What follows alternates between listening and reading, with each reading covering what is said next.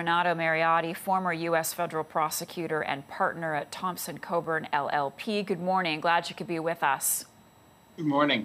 All right. What did you make of the hearing last night? Did it take you in a certain direction? And by that, I mean, could the president, the former president, be prosecuted based on what we're hearing?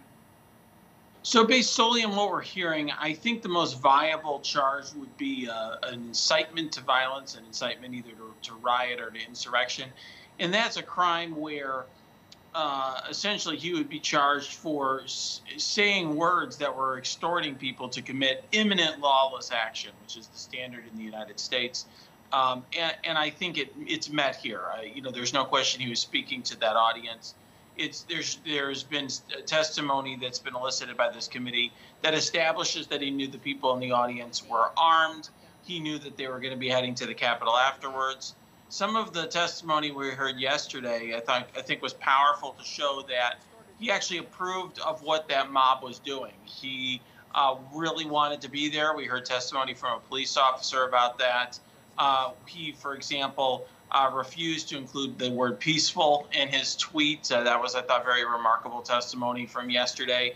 It showed that he approved of the violent action taken by the mob that he had assembled and sent to the Capitol. I think that's the most likely charge based on what we've seen publicly. I think there are other potential charges, but there would be additional evidence required. And I think ultimately it will be up to the Justice Department to obtain some of the evidence that the committee wasn't able to obtain due to executive privilege and other obstacles. Okay, so the DOJ then, do you see them laying charges against Trump, and at what point then? I mean, I think a lot of people thought the hearings were going to wrap up last night, but instead it became almost like a cliffhanger. We'll see you back here in September.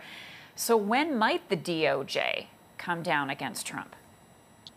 Well, I will say, based on recent public reporting, there was a New York Times article stating, for example, that the Justice Department was jolted by Cassidy Hutchinson's testimony, that they were not really discussing Trump's criminal liability.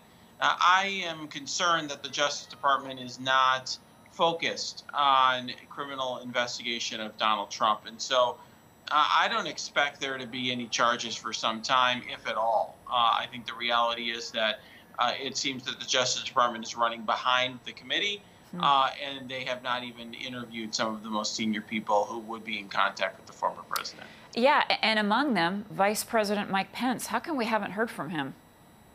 I think we haven't heard from Mike Pence because he doesn't want to be heard from. Mike Pence, was willing to let his aides speak to the committee and give his blessing for that.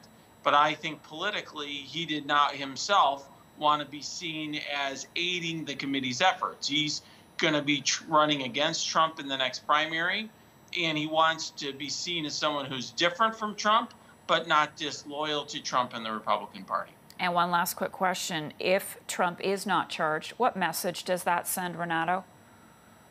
I think what that message sends is that, first of all, our system and our laws are not effective at deterring potential coups in the United States. And it suggests to me that we need serious reform of our system in order to ensure that something like this doesn't happen again.